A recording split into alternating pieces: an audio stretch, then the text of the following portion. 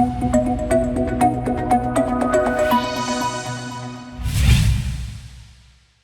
်္ဂလာပါရှင်အားရမြန်မာမှကြိုဆိုပါရစေ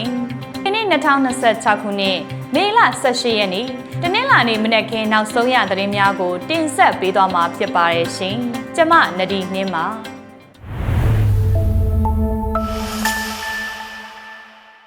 ဗမော်မှာ KIA နဲ့စစ်တပ်တိုက်ပွဲဖြစ်ပွားကစစ်ပွဲပြင်းထန်နိုင်မဲ့အခြေအနေရှိကြောင်း KIA ပြောကြားလိုက်တဲ့ဆိုတဲ့သတင်းKIA တိုင်းရှိရွေးသူအစိုးရဝန်ကြီးချုပ်နဲ့တိုင်းမှုတို့ကရေးကြီးအမြောက်တက်စစ်ရေးအခြေအနေဆိုးရွားနေ၍ရဲရခြေဝဲများပြုလုပ်နေရတဲ့ဆိုတဲ့သတင်းအပါအဝင်အခြားစိတ်ဝင်စားစရာနောက်ဆုံးရသတင်းများကိုတင်ဆက်ပေးသွားမှာဖြစ်ပါတယ်ရှင်ပထမဦးဆုံးသတင်းတစ်ပုဒ်အနေနဲ့ကချင်ပြည်နယ်ဗမော်မြို့နယ်အတွင်းမှာစစ်ကောင်စီတပ်နဲ့တိုက်ပွဲများဆက်လက်ဖြစ်ပွားနေပြီးစစ်ရေးပုံမှုပြင်းထန်လာမဲ့အခြေအနေရှိတယ်လို့ကချင်လွတ်လပ်ရေးအဖွဲ့ KIA သတင်းပြန်ကြားရေးဌာနကမေလ16ရက်နေ့မှာအသိပေးထုတ်ပြန်လိုက်ကြောင်းသတင်းရရှိပါရရှင်ပြီးခဲ့တဲ့မေလ15ရက်ညနေပိုင်းကဗမော်မြို့အခြေစိုက်စစ်ကောင်စီရဲ့ထပရ933တပ်ရင်းကနေ KIA ပူးပေါင်းတပ်တွေနေရာယူထားတဲ့9မိုင်ကွန်ပျူတာတက္ကသိုလ်အနီးသို့ drone နဲ့လက်နက်ကြီးများအသုံးပြုကာလာရောက်တိုက်ခိုက်ခဲ့တာကြောင့်တိုက်ပွဲပြင်းထန်ခဲ့တာဖြစ်ပါတယ်။ဒါအပြင်စစ်ကောင်စီတပ်ဟာဗမော်မြို့အတွင်းရှိစကခ21တပ်ရင်းထဲသို့လည်းထောက်ပံ့ရေးလေယာဉ်များဖြင့်စစ်လက်နက်ပစ္စည်းတွေဖြည့်တင်းခဲ့ကြောင်းသိရှိရပါတယ်။ KIA ပူးပေါင်းတပ်ဖွဲ့တွေဟာပြီးခဲ့တဲ့2024ခုနှစ်ဒီဇင်ဘာလကတည်းက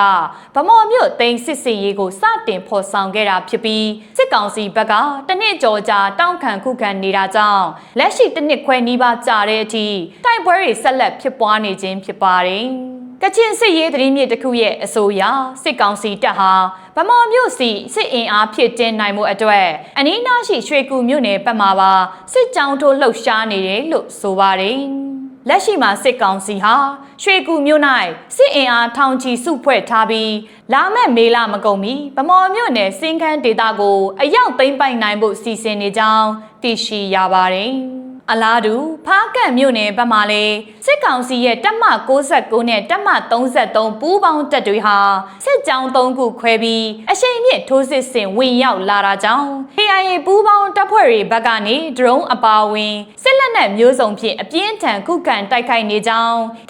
KIA သတင်းပြန်ကြားရေးဌာနရဲ့ထုတ်ပြန်ချက်များအရသတင်းရရှိပါရရှင်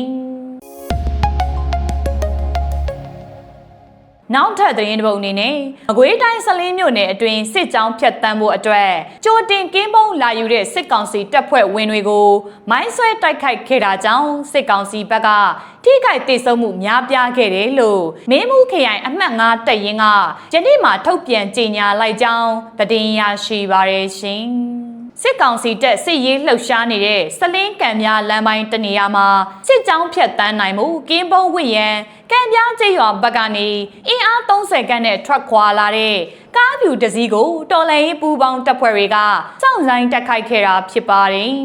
တိုဘာကားဖြူပေါ်ကနေစစ်ကောင်စီလက်အောက်ခံစစ်သားရဲနဲ့ပြူစောထီတွေလမ်းပေါ်သို့ဆင်းပြီးနေရာယူဖို့ပြင်ဆင်နေချိန်မှာတော်လှန်ရေးရဲဘော်တွေကကြိုတင်ထောင်ထားတဲ့မိုင်းခွင်းအယောင်မိုင်းခွဲတိုက်ခိုက်ခဲ့တာကြောင့်နေရာတွင်ထိခိုက်ဒေဆုံးသူအများပြားရှိခဲ့တာပါခုဖြစ်စဉ်ကြောင့်စလင်းကံပြလမ်းပိုင်းအတွင်းသွာလာလှုပ်ရှားနေကြတဲ့မိဘပြည်သူတွေအနေနဲ့စစ်ကောင်စီတပ်ဖွဲ့ဝင်တွေနဲ့အတူရောနောပူးတွဲသွာလာခြင်းမပြုကြဖို့နဲ့ခရီးသွားအရက်သားကားတွေပေါ်မှာစစ်ကောင်စီရဲ့စစ်သားလက်နက်ခဲယမ်းနဲ့ရိတ်ခါတွေကိုတင်ဆောင်ပေးတာမျိုးလုံးဝမလုပ်ကြဖို့ကာကွယ်ရေးတပ်ဖွဲ့ကတတိပေးနှိုးဆော်ထားကြောင်းသတင်းရရှိပါရရှင်နောက်ထပ်သတင်းပုတ်အနေနဲ့နေပြည်တော်တက်ကုန်းမြို့နယ်နဲ့မန္တလေးတိုင်းဝမ်းတွင်းမြို့နယ်တို့မှာစစ်ကောင်စီလက်အောက်ခံကျေးရွာအုပ်ချုပ်ရေးမှုတွေကအလုံမရှိတဲ့လူငယ်တွေစစ်မှုထမ်းရင်ပြည်တွင်းပြည်ပမှာအလောက်ကန်ရရှိအောင်စီစဉ်ပေးမယ်ဆိုပြီးပုံစံပြောင်းစီယုံနေတယ်လို့စစ်မှုထမ်းကြီးအတင်းကျပ်ကောက်ခံပြီးလူငယ်တွေကိုပါပေါ်တာဆွဲဖမ်းဆီးနေတယ်လို့ဒေသခံများစီမှသတင်းရရှိပါရရှင်နေပြည်တော်တက်ကုန်းမြို့နယ်အင်ပင်ကျေးရွာအုပ်စုအုပ်ချုပ်ရေးမှူးမြင့်ဆွေခမောင်ပုလေးနဲ့ရာအိမ်မှုတွေဟာအလုံမရှိတဲ့လူငယ်တွေအနေနဲ့စစ်မှုထမ်း2နှစ်ပြည့်ရင်နိုင်ငံတော်ကပြည်ပနိုင်ငံအထိအလောက်ကန်ရရှိအောင် ပို့ဆောင်စီစဉ်ပေးမယ်ဆိုပြီးလိုက်လံစီယုံနေတာဖြစ်ပါတယ်။သို့တော့အခြားတစ်ဖက်မှာတော့အဆိုပါအုပ်ချုပ်ရေးမှုကတအိမ်ထောင်လင်းစစ်မှုထမ်းချင်းငွေကျပ်3000ခွဲစီကို2024ခုနှစ်ဧပြီလတွေကလစဉ်အတင်းကျပ်ကောက်ခံနေပြီးငွေမပေးရင်နေအိမ်ပေါ်တက်ဖမ်းဆီးမယ်လို့ချိန်ချောက်နေတာပါ။အဆိုးဆုံးမှာငွေပေးဆောင်ထားတဲ့ကြားကလစဉ်ကျေးရွာအတွင်းဝင်ရောက်ကလူငယ်တွေကိုပေါ်တာဆွဲဖမ်းဆီးနေတာကြောင့်မိဘတွေက၎င်းတို့ရဲ့သားသမီးတွေကိုရန်ကုန်နဲ့ထိုင်းနိုင်ငံဘက်သို့တင်းရှောင်ခိုင်းနေရပါတယ်။ဆိုပါအုပ်ချုပ်ရေးမှူးမောင်ပုလေးမှာအသက်18နှစ်ကျော်စစ်မှုထမ်းအကျုံးဝင်တဲ့သားတအုပ်ရှိတော်လဲ၎င်းရဲ့သားကိုမူစစ်မှုထမ်းစည်ရင်နဲ့ထည့်သွင်းခြင်းမရှိကြောင်းသိရှိရပါတယ်။အလားတူမန္တလေးတိုင်းဝမ်းတွင်းမြို့နယ်ပန်းချိုင်ကျေးရွာမှာလေအုပ်ချုပ်ရေးမှူးကျော်မြိုင်ကလူငယ်တွေစစ်မှုထမ်းဖို့စည်ရင်လိုက်လံကောက်ခံနေပြီးစည်ရင်မသွင်းဘဲထွက်ပြေးတဲ့လူငယ်တွေနဲ့၎င်းတို့ရဲ့မိဘတွေကိုပါစစ်တပ်နဲ့ဖမ်းဆီးပြီးထောင်ချမယ်ဆိုကနှီးမျိုးစုံဖြင့်ချိန်ချောက်နေပါတယ်။လက်ရှိမှာစစ်ကောင်စီတပ်ဟာအာဏာလူသစ်စုဆောင်းမှုတွေပြုလုပ်ပြီးလာမယ့်မေလအတွင်းမှာစစ်မှုထမ်းအပတ်စဉ်25ကိုဆက်လက်ဖွင့်လှစ်ဖို့ပြင်ဆင်နေကြောင်းသတင်းရရှိပါရရှင်။နောက်ထပ်သတင်းပုတ်အနေနဲ့အကိုင်းတိုင်းကဏီမြို့နယ်အတွင်းမှာစစ်ကောင်စီတပ်ကရွာစဉ်လက်စစ်ကြောင်းထိုးနေတာကြောင့်မိုးရွာချောင်းမှရာကြီးကလေးဝလမ်းပိုင်းနဲ့ချင်းတွင်းမြစ်ကြောင်းခီးသွားလာခွင့်ကိုမေလ18ရက်နေ့မှစတင်ကယာယီပိတ်သိမ်းလိုက်တယ်လို့ကဏီမြို့နယ်အရေးပေါ်အုပ်ချုပ်ရေးဗဟိုအဖွဲ့ကအသိပေးထုတ်ပြန်လိုက်ကြောင်းသတင်းရရှိပါရရှင်။လက်ရှိမှာကဏီမြို့နယ်အတွင်းအကြမ်းဖက်စစ်ကောင်စီတပ်တွေက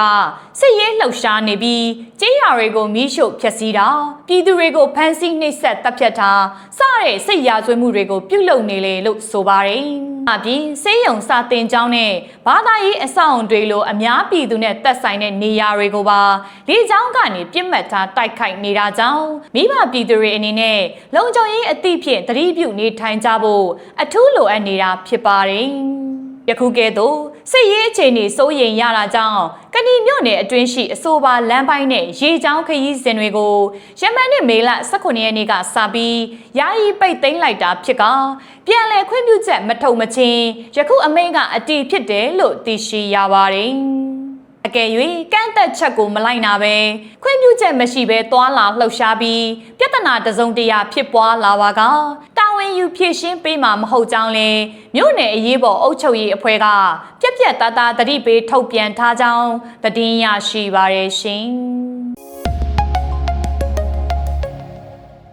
နောက်ထပ်သတင်းတစ်ပုဒ်အနေနဲ့ကချင်ပြည်နယ်ဖားကန့်မြို့နယ်လုံခင်းကျေးရွာအတွင်းသို့လက်နက်ကြီးကြားရောက်ပောက်ကွဲခဲ့တာကြောင့်ဒေသခံအမျိုးသမီး3ဦးယနေ့မိုးလွဲတနာရီခန့်ကတေဆုံးသွားခဲ့ရတယ်လို့ဒေသသတင်းများထံမှသတင်းရရှိပါရရှင်။လုံခင်းကြီးရွာရက်ွက်လေးရှိအနှိတ်ခမ်းဖွင့်လှစ်ထားတဲ့နေအိမ်တိမ်ပေါ်သို့လက်နက်ကြီးကြီးကြားရောက်ပောက်ကွဲခဲ့ခြင်းဖြစ်ပြီးပောက်ကွဲမှုကြောင့်နေအိမ်မီးလောင်ကျွမ်းခဲ့တော့လဲမိသက်ကား2စီးဖြင့်အချိန်မီညှိမ့်သက်နိုင်ခဲ့လို့ဘေးအိမ်တွေကိုမီးကူးဆက်ခဲ့ခြင်းမရှိပါဘူးအဆိုပါဖြစ်စဉ်ကြောင့်အမျိုးသမီး3ဦးသေဆုံးခဲ့ရပြီးအခြားအမျိုးသမီး2ဦးလည်းထိခိုက်ဒဏ်ရာရရှိခဲ့တယ်လို့ဒေသခံတွေကပြောကြားထားပါတယ်ရှိဖားကန့်မြို့နယ်အတွင်းမှာစစ်ကောင်စီတပ်ကအင်အားအလုံးရင်းနဲ့ပြန်လည်စစ်ကြောင်းထိုးနေတာကြောင့်မေလပထမအပတ်ထဲကနှစ်ဖက်စစ်ရေးတင်းမာနေတာဖြစ်ပါတယ်စစ်ကောင်စီတပ်ဟာလုံခင်းကျေးရွာအုပ်စုအတွင်းဝင်ရောက်နေရယူထားပြီးစစ်ကျွဲဖျားကုန်းပေါ်ကနေလူနေရက်ွက်တွေဘက်သို့လက်နက်ကြီးတွေနဲ့ရန်တမ်းပစ်ခတ်နေတာဖြစ်ပါတယ်။ယနေ့မှလည်းအေးမြတာယာအုပ်စုမနကျေးရွာအနီးသို့လက်နက်ကြီးကြီးတစ်လုံးထပ်မံကြားရောက်ပောက်ကွဲခဲ့တယ်လို့ပြီးခဲ့တဲ့မေလ6ရက်နေ့တုန်းကလည်းလုံခင်းရက်ွက်၄တဲကိုပဲလက်နက်ကြီးကြားရောက်သဖြင့်အရက်သား2ဦးဒဏ်ရာရရှိခဲ့ပူပါတယ်။ဖားကန့်မြို့နယ်အတွင်းမှာစစ်ကောင်စီတပ်ရဲ့လေကြောင်းတိုက်ခိုက်မှုလက်နက်ကြီးရန်တမ်းပစ်ခတ်မှုနဲ့ထောင်မိုင်းတွေကြောင့်ကလေးငယ်တွေအပါအဝင်အရက်သားပြည်သူထိခိုက်ဒေဆုံးမှုတွေပြည်စီရက်ဆက်တိုးပွားနေတယ်လို့ဒေသခံများထံမှသတင်းရရှိပါရရှင်။နောက်ထပ်သတင်းတစ်ပုဒ်အနေနဲ့အီရန်စစ်ပွဲကြောင့်အကြက်အတဲဖြစ်နေတဲ့အမေရိကန်သမ္မတဒေါ်နယ်ထရန့်ဟာပြီးခဲ့တဲ့ရက်ပိုင်းကတရုတ်နိုင်ငံသို့သွားရောက်ပြီးအီရန်အရေးကုန်သွယ်ရေးနဲ့နည်းပညာဆိုင်ရာကိစ္စရပ်တွေကိုဆွေးနွေးခဲ့ပြီးအဆိုပါ ခီးစဉ်အပြီးစစ်ပွဲအတွက်ထွက်ပေါက်အမြန်ဆုံးရှာဖွေခြင်းဟာအမေရိကန်အီရန်နှစ်ဖက်စလုံးအတွက်အကျိုးရှိသလိုဒေသရင်းနိုင်ငံတွေနဲ့ကမ္ဘာတစ်ခုလုံးအတွက်ပါအကျိုးရှိစေမယ်လို့တရုတ်နိုင်ငံသားရေးဝန်ကြီးဌာနပြောရေးဆိုခွင့်ရှိသူကမေလ15ရက်သတင်းစာရှင်းလင်းပွဲမှာပြောကြားလိုက်ကြောင်းသတင်းရရှိပါရရှင်အမရထရန့်ရဲ့တရုတ်နိုင်ငံခီးစဉ်အတွင်းတရုတ်အမေရိကန်ထိပ်သီးခေါင်းဆောင်တွေအကြားဆွေးနွေးခဲ့တဲ့အီရန်အရေးနဲ့ပတ်သက်ပြီးတရုတ်နိုင်ငံရဲ့သဘောထားကိုသတင်းတောက်တဦးကမေးမြန်းရာမှာအခုလိုပြန်လည်ဖြေကြားခဲ့တာဖြစ်ပါတယ်တရုတ်နိုင်ငံသားရေးဝန်ကြီးဌာနရဲ့အဆိုအရလက်ရှိဖြစ်ပွားနေတဲ့စစ်ပွဲဟာအီရန်အပါအဝင်ဒေသရင်းကပြည်သူတွေအတွက်ဆိုးရွားတဲ့ဆုံးရှုံးနစ်နာမှုတွေဖြစ်စေခဲ့တယ်လို့ကမ္ဘာစီးပွားရေးကုန်ထုတ်လုပ်မှုထောက်ပံ့ရေးကွင်းဆက်နိုင်ငံတကာကုန်သွယ်ရေးနဲ့ကမ္ဘာလုံးဆိုင်ရာစွမ်းအင်ထောက်ပံ့မှုတည်ငြိမ်ရေးအပေါ်ပြင်းပြင်းထန်ထန်ရိုက်ခတ်နေတာကြောင့်နိုင်ငံတကာအတိုင်းဝိုင်းရဲ့ဘုံကျိုးစီးပွားကိုပါထိခိုက်စေတယ်လို့ထောက်ပြထားပါတယ်ဒါအပြင်မူလကတည်းကမဖြစ်ပွားတဲ့ဒီစစ်ပွဲဟာဆက်လက်ဖြစ်ပွားနေဖို့ဘာအကြောင်းပြချက်မှမရှိဘူးလို့လည်းဆိုပါတယ်တရုတ်နိုင်ငံအနေနဲ့တွဲဆုံဆွေးနွေးမှုဟာသာမှန်ကန်တဲ့လမ်းကြောင်းဖြစ်ပြီးလက်နက်အင်အားနဲ့ဖြည့်ရှင်းဖို့စ조사ခြင်းဟာထွက်ပေါက်မရှိဘူးလို့ယူဆထားပါတယ်။ဒါကြောင့်ဆွေးနွေးရေးတကားကိုဖွင့်လှစ်ပြီးမှထပ်မံပိတ်ပင်မထားသင့်ကြောင်းနဲ့စစ်ပွဲစတင်ကတည်းကတရုတ်နိုင်ငံဟာစစ်ပွဲရပ်တန့်ရေးနဲ့ငြိမ်းချမ်းရေးအတွက်အစဉ်တစိုက်အတက်နိုင်ဆုံးကြိုးပမ်းဆောင်ရွက်နေတယ်လို့ထည့်သွင်းပြောကြားခဲ့ကြောင်းသတင်းရရှိပါရရှင်။နောက်ထပ်သတင်းတစ်ပုဒ်အနေနဲ့မကွေးတိုင်းစလင်းမြို့နယ်အတွင်းကစစ်ကြောင်းဖြတ်တန်းဖို့ကြိုတင်ကင်းမုံလာယူတဲ့စစ်ကောင်စီတပ်ဖွဲ့ဝင်တွေကိုပေပါမိုင်းဖြင့်ဖောက်ခွဲတိုက်ခိုက်ခဲ့တာကြောင့်ကောင်စီဘက်ကထိခိုက်ဒေဆုံးမှုတွေရှိခဲ့တယ်လို့မင်းဘူးခရိုင်အမှတ်9တပ်ရင်းကထုတ်ပြန်ကြေညာလိုက်ကြောင်းသတင်းရရှိပါရရှင်မေလ16ရက်ညနေပိုင်းကစလင်းကံပြလမ်းပိုင်းတနေရာမှာစစ်ကောင်စီစစ်ကြောင်းဖြတ်တန်းနိုင်မှုအတွက်ကြိုတင်ကင်းမုံနေရာယူရန်ရောက်ရှိလာတဲ့အဖြူရောင်ကားတစ်စီးပေါ်ကနေစစ်ကောင်စီတပ်သားတွေလမ်းပေါ်သို့ဆင်းလာချိန်မှာတော်လှန်ရေးပူးပေါင်းတပ်ဖွဲ့တွေကပေပါမိုင်းဖြင့်ပြင်းထန်စွာဖောက်ခွဲတိုက်ခိုက်ခဲ့တာဖြစ်ပါတယ်။ပေပါမိုင်းဆွဲတိုက်ခိုက်မှုကြောင့်ကားပေါ်ပါလာတဲ့စစ်ကောင်စီတပ်သားတွေဘက်ကနေရာရင်ထိခိုက်ဒေဆုံးမှုတွေရှိခဲ့တာပါ။အခုဖြစ်စဉ်ကြောင့်စလင်းကံပြလမ်းပိုင်းအတွင်းတွာလာလှုပ်ရှားနေကြတဲ့မိဘပြည်သူတွေအနေနဲ့စစ်ကောင်စီတပ်ဖွဲ့ဝင်တွေနဲ့အတူဒေါနောပူရဲတွာလာခြင်းမပြုကြဖို့နဲ့မတော်ရင်တွေပေါ်မှာစစ်ကောင်စီရဲ့စစ်သားလက်နက်ခဲယမ်းနဲ့ရိတ်ခါတွေကိုတဲဆောင်ပေးတာမျိုးလုံးဝမလုပ်ကြဖို့မင်းဘူးခရိုင်စစ်ဌာနနဲ့မင်းဘူးခရိုင်အမှတ်9တပ်ရင်းတို့ကအထူးသတိပေးနှိုးဆော်ထားကြောင်းသတင်းရရှိပါရရှင်နောက်ဆုံးသတင်းတစ်ပုဒ်အနေနဲ့တရားရီတိုင်းရေကြီးမြို့နယ်ကွာငတိုင်းကျောင်းလမ်းမပေါ်ရှိမှတ်344အမြောက်တက်ရင်ပိတ်ဆို့တိုက်ခိုက်ခံရပြီးစစ်ရေးရအခြေအနေဆိုးရွားနေတာကြောင့်တိုင်းအစိုးရအဖွဲ့ဝင်ကြီးချုပ်နဲ့စစ်တိုင်းမှုတို့ပူးပေါင်းကရုံးခန်းအတွင်းရေရအစီရင်များပြုလုပ်နေကြတယ်လို့အထူးသတင်းတပ်ဖွဲ့ပသိမ်ရဲ့ထုတ်ပြန်ချက်အရသတင်းရရှိပါရရှင်တရားရီတိုင်းဝင်ကြီးချုပ်ဦးအေးကျော်နဲ့အနောက်တောင်တိုင်းစစ်ဌာနချုပ်နာတာခစစ်တိုင်းမူဗိုလ်မှူးချုပ်အောင်ကျော်ခိုင်တို့ဟာပြီးခဲ့တဲ့မေလ16ရက်နေ့နနက်ပိုင်းကတိုင်းအစိုးရအဖွဲ့ရုံးရှိဝင်ကြီးချုပ်ရုံးအခန်းအတွင်းမှာအုံပွဲငပြောပွဲတွေအပြင်ဤတကုံကုတ်ကားပန်းပေါင်းဆိုကုံမျိုးစီဖြင့်အစီရင်လောက်ကရဲရချေခဲ့ကြတာဖြစ်ပါတယ်အာရခတပ်တော် AA နဲ့ AR ဒေသကာကွယ်ရေးပူးပေါင်းတပ်တွေရဲ့ပိတ်ဆို့တိုက်ခိုက်မှုကြောင့်အမတ344ရဲ့ကာကင်းစကန်တွေဆုံးရှုံးနေရပြီးအရာရှိမိသားစုဝင်တွေကိုပါအရေးပေါ်ပြောင်းရွှေ့ပေးနေရတဲ့စစ်ရေးအခြေအနေကိုဒုတိုင်းမူကလာရောက်သတင်းပေးပို့ပြီးနောက်မှာယခုလိုရေရချေမှုတွေချက်ချင်းလှုပ်ဆောင်ခဲ့တာပါဒေသခံသတင်းမြစ်တစ်ခုရဲ့အဆိုအရစစ်ဗိုလ်ချုပ်တွေဟာရေရချေဖို့အထူးအားတန်ကြပြီးဝင်ကြီးဟောင်းဦးတင်မောင်ဝင်းလက်ထက်တုန်းကလည်းအမြောက်တက်အခြေအနေဆိုးရွားနေချိန်မှာငကားစာကျွေးပြီးရေရချေခဲ့ဘူးကြောင်းပြောကြားထားပါတယ်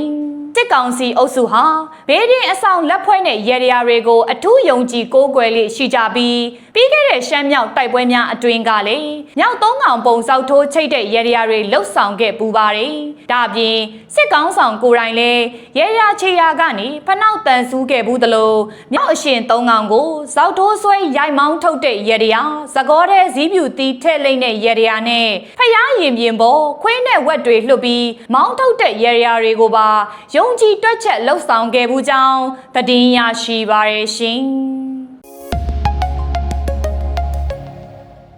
ဒီကနေ့မေလ18ရက်နေ့တနင်္လာနေ့မနက်ခင်းနောက်ဆုံးရသတင်းများကိုတင်ဆက်ပေးသွားတာပဲဖြစ်ပါရဲ့ရှင်ကျမနဒီနှင်းပါ